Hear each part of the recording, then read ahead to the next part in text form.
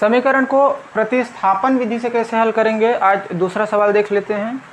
प्रतिस्थापन मतलब क्या होता है, एक का मान निकाल लो और दूसरे में स्थापित कर दो, या दूसरे का मान निकाल लो पहले में स्थापित कर दो, इसी को बोला जाता है प्रतिस्थापन। मतलब एक नया स्थापना कर देना रहता है। यहाँ पे x + y = 18 है, x - y = 2 है, तो दोनों को, एक को समीकरण 1 मान लेते हैं, एक को समीकरण 2 मान लेते हैं। कौन सा आपको पसंद आ रहा है, पहला वाला कि दूसरा वाला, उसी से स्टार्ट करेंगे। कोई सा भी कर लेते हैं। देखो दूसरा से स्टार्ट करते हैं ना, तो समीकरण 2 से, समीकरण 2 में कितना है, x - y = 2। तो यहाँ से x का मान निकाल लेंगे, x = 2, y इधर माइनस का है, पक्षांतर करके उधर जाएगा तो उसका हो जाएगा प्लस का। तो x का मान कितना हो गया, 2 प्लस, अब इसको मान लेते हैं समीकरण 3। x का मान निकाले हैं तो उसी मान को देखो, इस बार इससे स्टार्ट किए हैं तो यहाँ जो मान आया उसको ऊपर वाले में रखेंगे। x का मान समीकरण 1 में रखने पर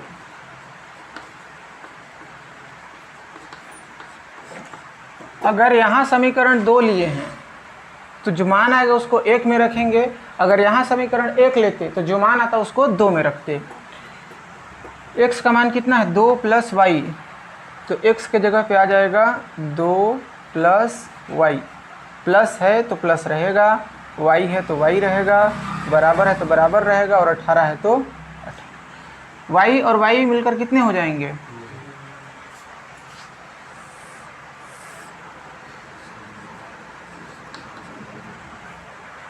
2y।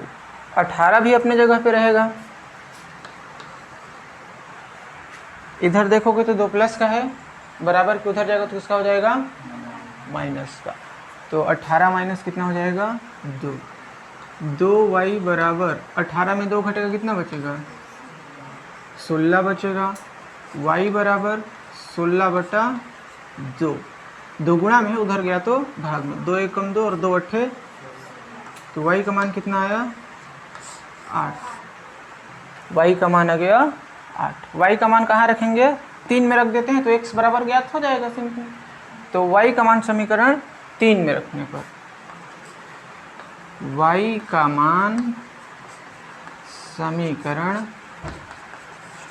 3 में रखने पर,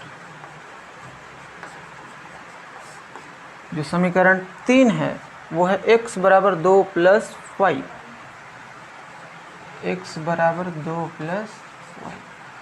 तो x = 2 अपनी जगह पे रहेगा, y का मान कितना, मेहनत से कितना निकाले हैं, 8। तो x = 2 और 8 कितना हो जाएगा, तो x का मान आ गया 10 और y का कितना आया था, 8। देखो इतना ही आसान होता है x और y का मान निकालना। क्या करना है आप लोगों को, यहाँ दोनों में से किसी एक को उठा लेना है। तो मान लो हम किसको लिए, दूसरा को लिए, तो समीकरण 2 से लिख देना है, इसके बाद समीकरण 2 सेम टू सेम यहाँ पे छाप देना है।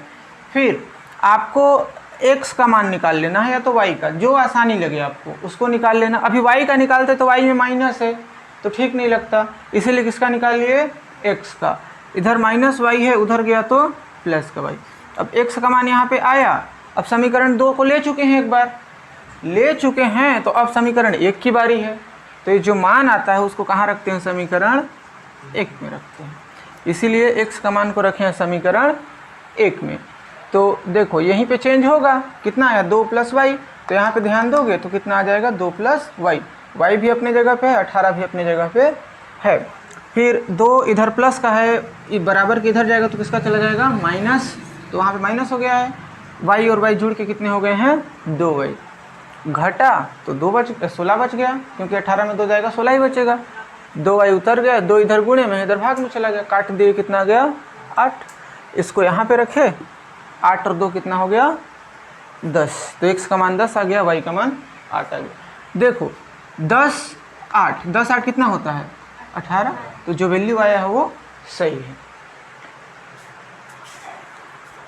लिखो